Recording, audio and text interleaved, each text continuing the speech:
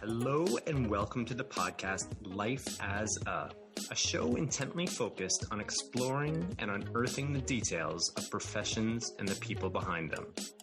I'm your host, Christopher Schoenwald. On today's show, we're going to chat with a thoughtful guest who succeeds on many professional levels. However, his achievements have not come easily, despite his struggles being in no way talent or skill related. In hearing his penetrating insights and stories, I guarantee you will come away with something to serve yourself with.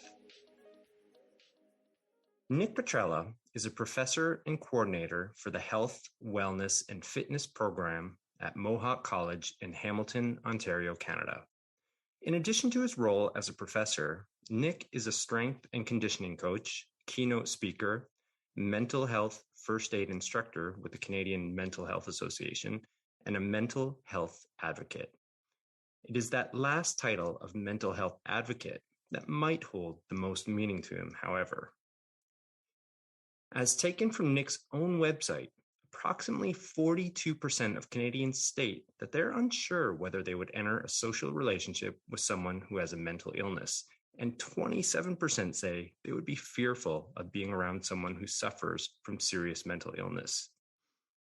This outward stigmatization that exists against those who are already facing internal demons is something that Nick passionately fights back against. After entering his 30s, Nick himself was finally able to begin to make sense of his own past struggles and experiences with severe depression and anxiety. Those realizations have helped fuel his success. And when I mean success, I'm not only referring to his personal achievements. Through his openness and dedication to mental health awareness, Nick has undoubtedly inspired countless numbers of people who have or are currently engaged in battles of their own. Nick, I heartily welcome you to the show. Thanks for having me. Yeah, I'm really excited to do this. But before we begin, I do want to add this. For listeners who might be a little more perceptive, you may have noticed that I opened the show today a little differently.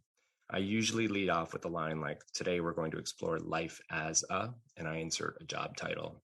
However, for today's show, I want to do things differently in light of our opportunity of having one of the premier Canadian advocates for mental health on. I want to zero in on this side of Nick and his role as a mental health advocate. Is that okay with you, Nick? Yeah, of course. Happy to do it. Excellent. All right. Well, let's get right into it. The first segment is called Coloring Wikipedia. And this is a segment in which we try to add some perspective to otherwise dry explanations of particular professions. And instead of Wikipedia today, I turned elsewhere, namely a Cambridge dictionary, to help me break down the meaning of advocate. So I'm going to read that off for you. Advocate: to publicly support or suggest an idea, development, or a way of doing something. Now, Nick, could you fill us in a little bit more about what you do in the context of your efforts surrounding mental health?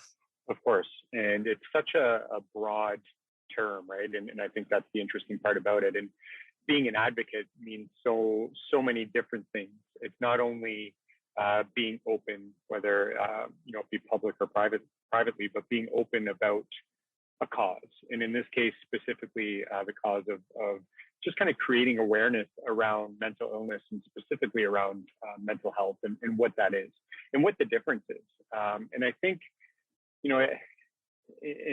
Chris, being close to the same age, you can probably attest to this. 25 years ago, mental illness wasn't really a term, right? It wasn't something anybody talked about, let alone understood for that matter. And, when we were in high school and in elementary school, you didn't talk or even really know what that meant. And nowadays, part of my role is going into elementary schools and high schools and talking about mental illness, talking about my own struggles with mental health and how essentially, 20, 25, 30 years ago, we had no idea what that was. And nobody talked about it, and having a panic attack or having anxiety and having depression, you just assumed that everybody felt that way. And it wasn't that you talked about your emotion at all. So part of my role of advocacy is helping people understand that, mental illness, A, can happen to anybody, to kind of break down the shame and embarrassment that might be associated with that. And B, that, it's okay. And it's okay to have those challenges. And, it's when I was diagnosed, I took that diagnosis as a death sentence, truly. I thought it was, the end, the beginning of the end, so to speak. And I thought that kind of signaled that, I was going to be unemployed and that I wouldn't be able to, have a relationship, and, I wouldn't make any money, and I might end up homeless, because those were some of the stigmas attached to mental illness, 12 years ago. And from there, my recovery has been, part of that process has been the advocacy of speaking openly, but it wasn't always easy to get to that point. So part of my role now is not only being that public figure and speaking openly, but also in my role as a mental health first aid instructor is teaching other people how to help people that are struggling. Because I think that's where the advocacy really needs to be, I don't want to say better, but maybe more prominent, because it's in those interactions you have with the people you love the most, where you're going to either create an environment where somebody's okay to admit they're not okay, or you might say or do something that might create a larger stigma and maybe prevent them from opening up. And in a lot of the presentations that I do, one of the biggest pieces of information that I like to give is that we all have the ability to truly save a life just with kindness. And it's that simple, because it's one interaction you have with somebody that might be the decision between them taking their own life or not, for that matter. And I don't want to, say it's grim or somber to get into that type of conversation, because that's the reality of if somebody is at that point of their life where they're truly in crisis and they aren't sure whether they want to live another day, every interaction matters. And by simply being kind and smiling and saying hello and asking if your friends are okay, and asking if your partner's okay, asking your kids if they're okay, and not accepting fine as the answer, right? And yeah, I'm fine. And the follow-up shouldn't be, well, you don't seem fine, right? Let's talk about it. Let's figure it out. And that's part of the advocacy that I like to do the most is to help people learn how to respond. It sounds as though almost, sorry to cut you off there. No, go ahead.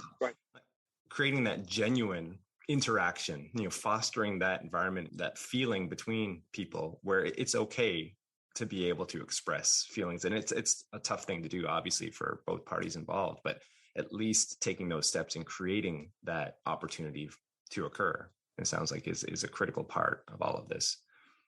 Absolutely. That's exactly what it is. It's truly just about creating that relationship with the people you love, that it's okay to be open and honest and not fear judgment and not fear, that somebody isn't going to listen, right? Because oftentimes we're in conversation and people are speaking to be heard, right? But most of the time people aren't listening. So how do we listen? How do we listen better is what it comes down to. Yeah. Well, that's an excellent answer. And thank you for that insight. Maybe we can jump into the next segment, a Q&A discovery, and I can ask you a few more questions about this.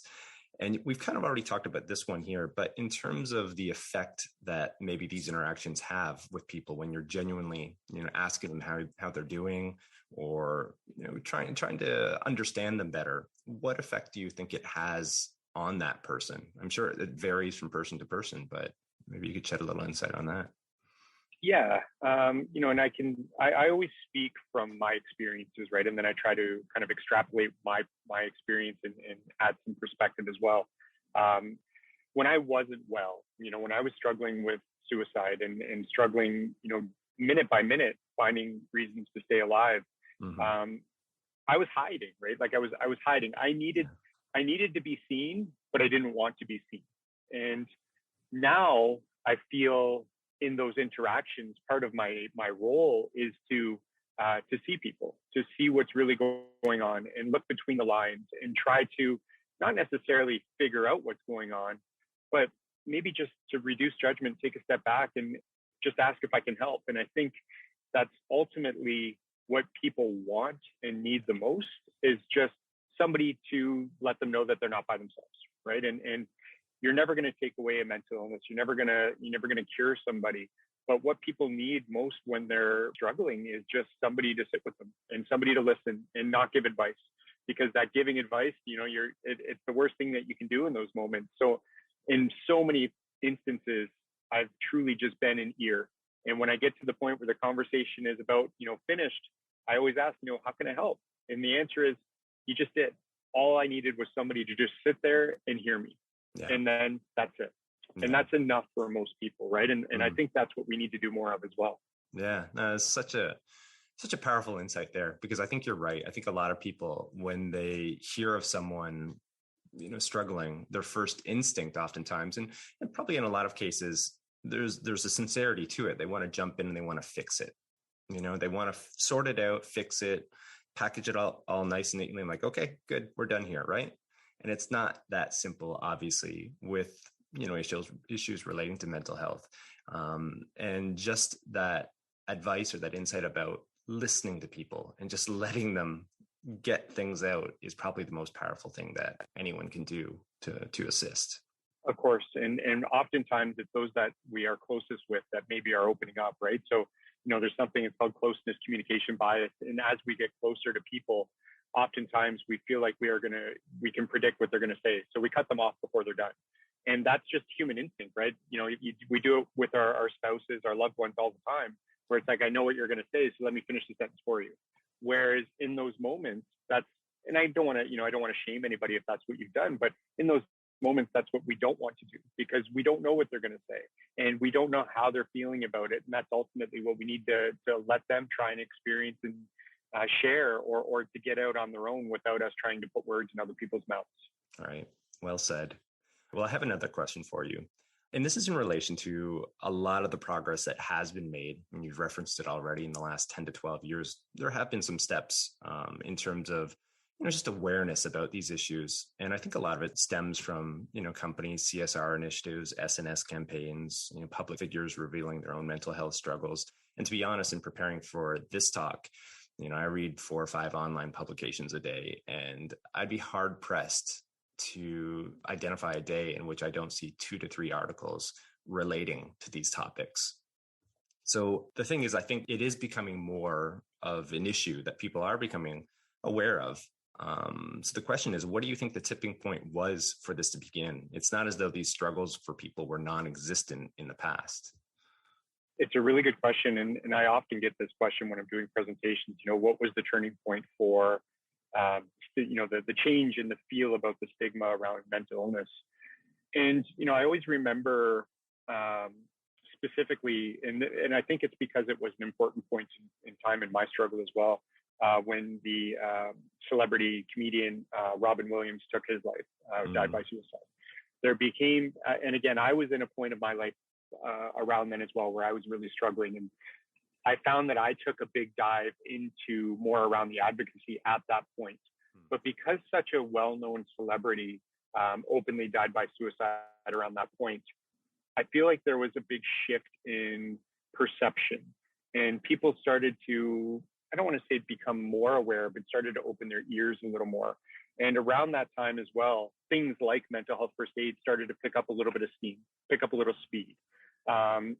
Public policy and based on where you live, it's always different, but policies around the workplace started to develop, and people started to become a little more comfortable, maybe being uncomfortable with some of the policies that were currently existing. So for some reason around that time, I noticed a huge shift. And it was around that time where I started to become a little more comfortable as well. And, local initiatives like the Canadian Mental Health Association and our local branches, where I live, started to become a little more prevalent, a little more, what's the right word? A little more seen, I guess, a little more visible, and they were getting more screen time and more, more time on news and on the radio. And so that started to build the advocacy as well. And then I think there was a big tipping point as well when we started to see generationally that mental illness or mental health wasn't just in kids. It wasn't just something that happened to teenagers. It wasn't just something that happens at middle age. People were dying by suicide. It didn't matter whether you were 75, 80 years old or you were 9 or 10 years old. It was happening across the spectrum. And around specifically in colleges and universities, we're seeing such high suicide rates, and people weren't talking about it. And I think that triggered a lot of people to start to speak more, because and still, I will say we've come a long way, like in a positive direction, a really, really, really long way. But we still have a heck of a ways to go, because we're still hiding suicide deaths because we're afraid of how people might view them. And I'm not saying, in specific institutions, but just in general, families are still fearful of what other families might say or what other people might say. But I do think there was a huge shift around that time. Mm. Yeah, I'd have to agree as well. It's been interesting. I've been living in Japan for upwards of 19 years now. And culturally speaking, of course, Western culture and, Asian culture and Japanese culture in this instance are quite different. In Japan, I know, has one of the highest suicide rates in the world. And I think a large part of that is due to what you're just outlining. There is a high degree of shame relating to it. And double whammy of it all as well here is that there is no openness about it. There hasn't been that shift at all, I would say. And I think that leads to these rates, unfortunately, remaining quite high. Whereas within some Western cultures, finally, as you said, there has been some progress. There's still a lot more steps that need to be taken, but at least we're heading in a direction where it allows for these conversations to be had and perhaps steering people away from those unfortunate decisions. Yeah, absolutely. And you're right, because in my role at Mohawk College as a professor, we have a large percentage of our students are international, coming from all over the world. And they come to, Southern Ontario for the first time, and they're seeing posters in our hallways about mental illness and mental health. And, don't be afraid to talk about this. And here's an opportunity to talk about that. And they're truly almost speechless because they've never seen that kind of openness where there's an opportunity for somebody to be open about not feeling good, to be open and say, I'm not well. They've never seen that before. So there's still, like you said, culturally, there's a lot of work to be done from a global perspective, but I think we're, like you said, heading in the right direction. Yeah. All right. I have one more question here for you. And this is more perhaps on the personal side. You kind of detailed some of your past struggles and you do so in presentations. And in relation to that, how has your progress helped transform your life? How are things for you now? Great question. And I think this is probably, in my presentations, one of the most important parts, because when I was diagnosed, I mentioned, I sunk, I was very in a really, really deep, dark hole of shame and guilt and disgust and embarrassment. And I did struggle with suicide and attempted suicide multiple times. Very grateful, obviously, and lucky to be here right now. I probably shouldn't be. But I was, that was a 5 or 6 years of fighting just to stay alive. And it was exhausting, both physically and mentally.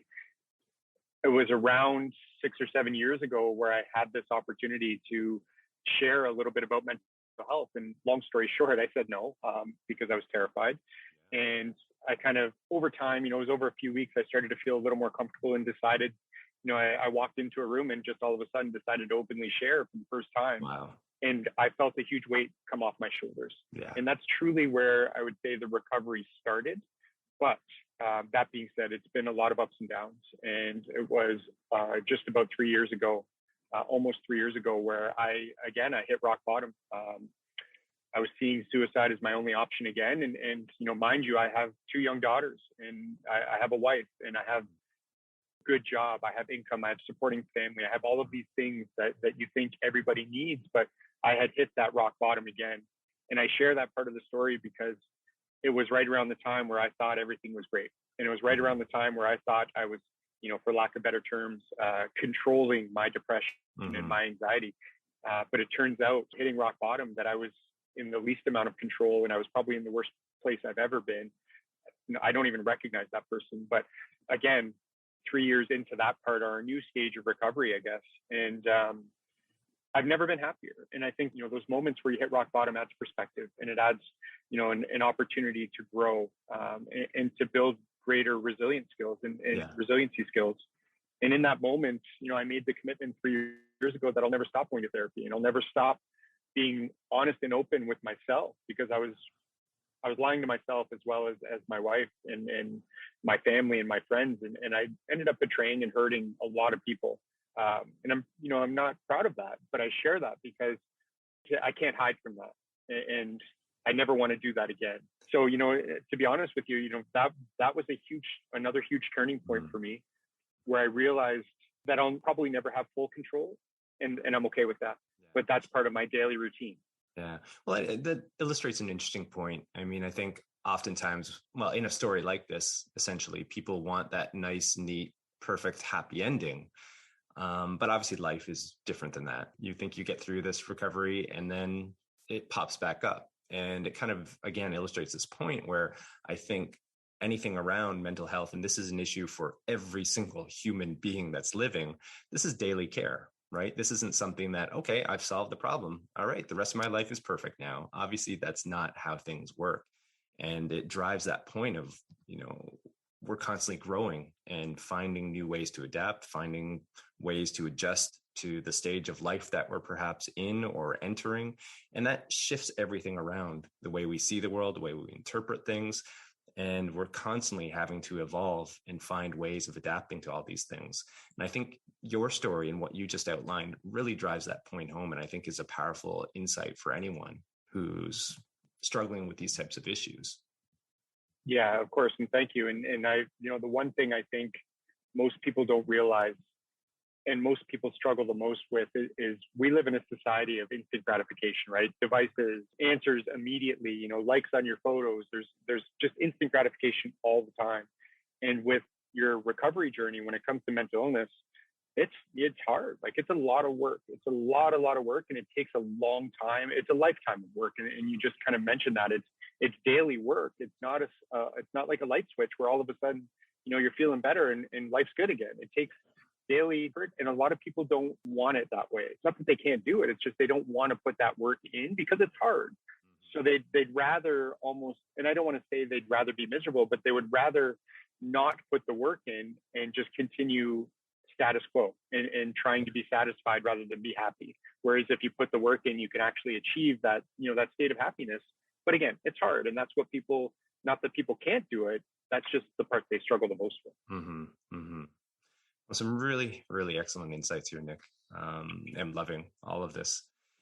I guess we can jump into another segment here, and this is something I call the water cooler story. And basically, I ask guests to indulge our listeners with a story relating to the conversations we've had so far. Love to hear what you've got. Yeah, there's one story that always sticks out, and it was right around the time. It was basically within a few days of me doing my very first public sharing experience, and I shared this story in a lot more detail with a class at Mohawk College. And, I stood up at the front of a room in front of 30 students and basically cried for 90 minutes as I talked about my struggles. And after that presentation, students came up, and I wasn't sure if I was going to be fired. If I was, honestly, those were thoughts going in my head. I'm going to get fired. I'm going to lose my job. Nobody's going to come to my classes anymore. All those types of things. Mm-hmm. And it was a couple of days later where I was on my couch watching a football game, and I received an email from one of those students. And basically the email was, thank you for your support, but I'm not going to be in class anymore. And I just wanted to let you know. And it's just every once in a while you get those emails and they don't sit well, right? So I replied right away. And it turns out after, 4 hours of exchanging emails, that first email was a suicide letter. And the student was saying goodbye. And it turns out I ended up meeting him on campus the next morning, and we worked through some stuff together. But, I ended up asking him, after the fact, how come you're still here? Basically, what convinced you to not take your life? And the reason ultimately was that he just needed somebody to say they cared, because all I said to him was, I don't know what's going on, but let's meet tomorrow and we'll figure it out together. And he just needed somebody to say that they cared enough that they were going to help. That was it. Wow. And he had nobody else to turn to. And I share that because, and again, perspective over the years, I've done that dozens of times to people where all I needed was a phone call or a text message or, somebody to say, where are you? I'm worried, or I haven't seen you in a while. What's going on? And it's those simple interactions or those simple text messages where you just check in on your buddies or your friends or your family and say, haven't heard from you. What's up? And those are the things that saved my life so many times. And in turn, I've been able to do that for people as well, because it's just that simple interaction to say, I don't know what's going on, and frankly, it doesn't matter, but I'm here and I want to help. And those are the things that we can do more of, that we underestimate our power. We underestimate the power of a text message way too much, because you can save a life. You can. That is so powerful. Such a powerful reminder to all of us to take that time. You never know, how those things can be interpreted and the power behind those messages or those thoughts. So that is quite powerful, Nick. Thank you for sharing that. We're going to move into the last segment here, and this is called a crystal ball segment, and it is as it sounds. We're looking towards the future here. And normally I go with trends, predictions within the industry. But of course, in the light of our conversation today on mental health and advocacy, I'd love to hear your thoughts on how you think things are going for future initiatives surrounding mental health awareness. I think things are going well. I think, there, at least locally here in Canada, we're seeing a lot more grant money dedicated to initiatives around mental health and research around mental health. And I'm working on a grant. We have some funding right now where we're developing a new mental health program and looking to expand that as well. And I think it's going well. I can't see it going any faster than how it's going, but I do still see a lot of gaps, and I still see it more in the workplace than anywhere else. And I'm not speaking specifically to my workplace. I'm speaking in general around. There's still that traditional school of thought where you suck it up and you figure it out, and you kind of you just got to find a way to get through, and tomorrow will be better. You just got to figure it out today. And we're not acknowledging the signs where people are, especially in a global pandemic, people are burnt out. And I was talking about this the other day as well. The pandemic has done a number for mental illness around the world, with isolation, loneliness, depression and anxiety, and so many other mental illnesses. But I also think that once the world reopens, I think it's going to get worse. I think we're going to see another huge rise in mental health problems, because now we're taking people that have been told not to speak or not to be in groups for years, and now we're saying, okay, go, you're free. Yeah. And that's going to create a whole nother, almost like a whole nother stream of problems that we haven't seen before. So I think we've done a good job globally of recognizing that this has been hard, but at the same time, I think we're also going to have to really open some possibly new avenues of how we can help people coming out of the pandemic. But I definitely don't want to be negative about the amount of progress that we've seen, globally in terms of mental health awareness. And like we said, 20 years ago, you didn't talk about it. You didn't tell your buddies, you weren't having a conversation, a podcast around mental health, or my advocacy I probably would have been, shut down if I was openly speaking about it, if not jailed in some cases. Right. So it is better. It's better, and it's continuing to get better. But I think we still have to kind of negate that traditional school of thought where, suck it up and figure it out, because I think that's truly far more harmful than good in most cases. Yeah.